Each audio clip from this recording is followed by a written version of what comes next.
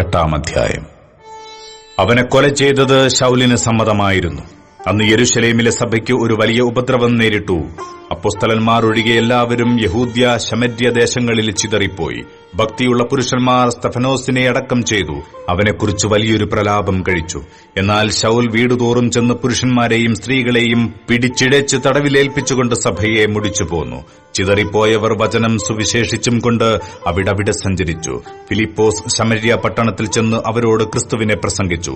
ഫിലിപ്പോസ് ചെയ്ത അടയാളങ്ങളെ പുരുഷാരങ്ങൾ കേൾക്കുകയും കാണുകയും ചെയ്യുകയാൽ അവൻ പറയുന്നത് ഏക മനസ്സോടെ ശ്രദ്ധിച്ചുകൊണ്ടിരുന്നു. അശുദ്ധാത്മാക്കൾ ബാധിച്ച പലരിൽ നിന്നും അവ ഉറക്കെ നിലവിളിച്ചുകൊണ്ട് പുറപ്പെട്ടു. അനേകം പക്ഷവാതക്കാരും മുടന്തരും സൌഖ്യം പ്രാപിച്ചു.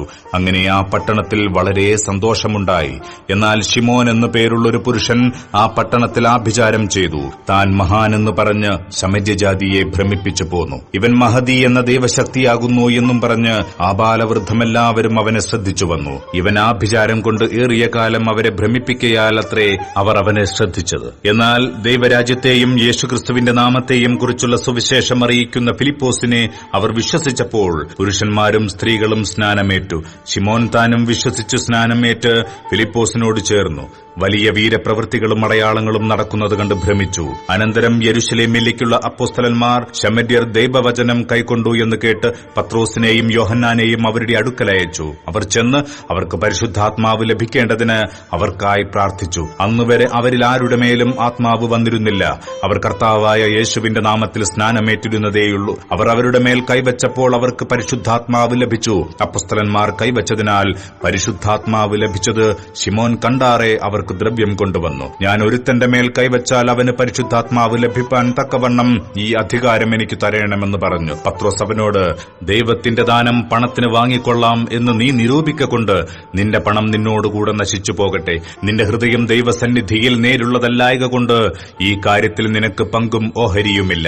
നീ ഈ വഷളത്വം വിട്ട് മാനസാന്തരപ്പെട്ട് കർത്താവിനോട് പ്രാർത്ഥിക്ക. പക്ഷേ നിന്റെ ഹൃദയത്തിലെ നിരൂപണം ക്ഷമിച്ചു കിട്ടുമായിരിക്കും. നീ കൈപ്പുള്ള പകയിലും അനീതിയുടെ ബന്ധനത്തിലും അകപ്പെട്ടിരിക്കുന്നു എന്ന് ഞാൻ കാണുന്നു എന്ന് പറഞ്ഞു. അതിന് ശിമോൻ, നിങ്ങൾ പറഞ്ഞതൊന്നും എനിക്ക് ഭാവിക്കാതിരിപ്പാൻ കർത്താവിനോട് എനിക്ക് വേണ്ടി പ്രാർത്ഥിപ്പിൻ എന്ന് ഉത്തരം പറഞ്ഞു. അവർ കർത്താവിന്റെ വചനം സാക്ഷീകരിച്ച് പ്രസംഗിച്ച ശേഷം ശമര്യക്കാരുടെ അനേകം ഗ്രാമങ്ങളിൽ സുവിശേഷം അറിയിച്ചുകൊണ്ട് യെരുശലേമിലേക്ക് മടങ്ങിപ്പോയി. അനന്തരം കർത്താവിന്റെ ദൂതൻ ഫിലിപ്പോസിനോട്, നീ എഴുന്നേറ്റ് തെക്കോട്ട് യെരുശലേമിൽ നിന്ന് ഗസയ്ക്കുള്ള നിർജ്ജനമായ വഴിയിലേക്ക് പോക എന്ന് പറഞ്ഞു. അവൻ പുറപ്പെട്ടു ചെന്നപ്പോൾ കന്തക്ക എന്ന എത്യോപ്യ രാജ്ഞിയുടെ ഒരു ഷണ്ഡനും മഹാനും അവളുടെ സകല ഭണ്ഡാരത്തിനും മേൽവിചാരകനുമായ ഒരു എത്യോപ്യനെ കണ്ടു. അവൻ യെരുശലേമിൽ നമസ്കരിപ്പാൻ വന്നിട്ട് മടങ്ങിപ്പോകയിൽ തേരിലിരുന്ന് യെശയ്യാ പ്രവാചകന്റെ പുസ്തകം വായിക്കുകയായിരുന്നു. ആത്മാവ് ഫിലിപ്പോസിനോട്, നീ അടുത്തു ചെന്ന് തേരിനോട് ചേർന്ന് നടക്ക എന്ന് പറഞ്ഞു. ഫിലിപ്പോസ് ഓടിച്ചെല്ലുമ്പോൾ യെശയ്യാ പ്രവാചകന്റെ പുസ്തകം വായിക്കുന്നത് കേട്ടു. നീ വായിക്കുന്നത് ഗ്രഹിക്കുന്നുവോ എന്ന് ചോദിച്ചതിന്,